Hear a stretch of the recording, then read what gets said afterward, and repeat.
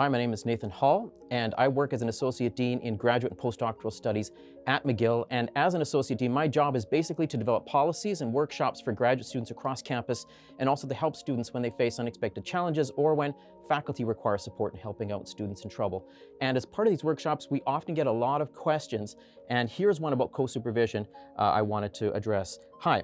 I'm currently supervised by one person and would like for a second person to come on board. How do I approach my supervisor about this? Should I approach supervisor 2 to see if they're available or interested before I bring it up with my primary supervisor? This is a great question. First of all, there are a lot of benefits to having more than one supervisor. Different supervisors can have different strengths that together make your research better and possibly help you graduate sooner. For example, if your work is interdisciplinary, you might benefit from having experts in 2 topics you want to combine in your thesis. In my case, I had a student who wanted to examine motivation and well-being in graduate students. So my background is in motivation and well-being, but a colleague from my department, Lynn McAlpine, is an expert on grad student development. So by having us work together, Anna was actually able to effectively combine these topics and publish multiple papers that have actually been some of our most viewed work to date.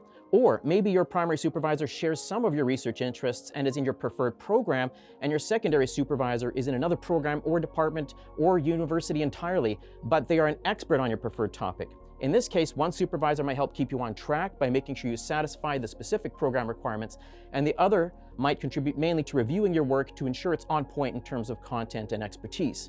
Or maybe both supervisors share your research interests exactly. It's just that one is a full professor with an established lab and equipment and grants to support your work, and the other is maybe a more junior professor who is less established but has more time to meet with you personally to check in on your progress and thesis revisions.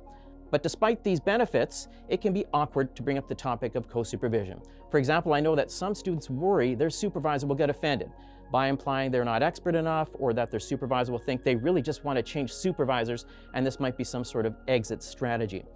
However, what I try to convey to students who want to talk about co-supervision is that your supervisor will probably be much more welcoming of the idea than you think. In the case of my first co-supervised student, having a co-supervisor relieved my own anxiety I had about not being expert enough in one topic that my student wanted to study, and maybe that would have slowed down my student's progress. I knew I could provide grant support, lab space, and expertise on one aspect of the theory, but I soon realized that a co-supervisor would be able to ensure expert training on the topics I actually knew less about. So although I had not co-supervised before, it was actually a relief when my students suggested it. Now with another of my students, having a co-supervisor actually helped them maintain a more well-rounded training experience than they otherwise would have had in my research group. As Associate Dean, I've had to reduce the size of my research team and scale down my research projects. However, this also means that some grad students may have less of an opportunity to socialize with their peers in a research setting and might have less research experience than they otherwise would have had. In this case, having a co-supervisor with a growing team and intensive data collection meant that a student could work with me as their primary supervisor without compromising their social experience or limiting their training opportunities. So it is possible that your supervisor may be more open to the idea than you think, because co-supervision might actually lighten their supervision workload or help to ensure that their students get a better quality graduate experience. That said, it can get complicated when dealing with multiple supervisors. For example, what do you do when your supervisors have different opinions as to how your research should go? How do you divide your time between 2 different research teams?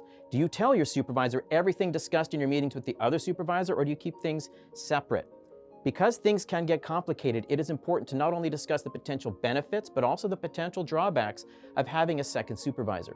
Then if you both decide that having a co-supervisor is still a good idea, you can then approach a second co-supervisor with a clear idea of what you are looking for and discuss as a team how that co-supervision will work. It is important to remember that before you add a co-supervisor, it is essential to first prepare a letter of understanding signed by both you and your supervisors that clearly addresses how meetings will go, who will pay for what, how co-authorship will work, and what everyone's roles and responsibilities will be in regards to your degree progress. And finally, if you're still unsure how to bring up this topic with your supervisor, or just want some advice about if this is even a good idea for you, you can always reach out to your graduate program director or GPD who can talk through these issues with you and let you know of any relevant departmental policies.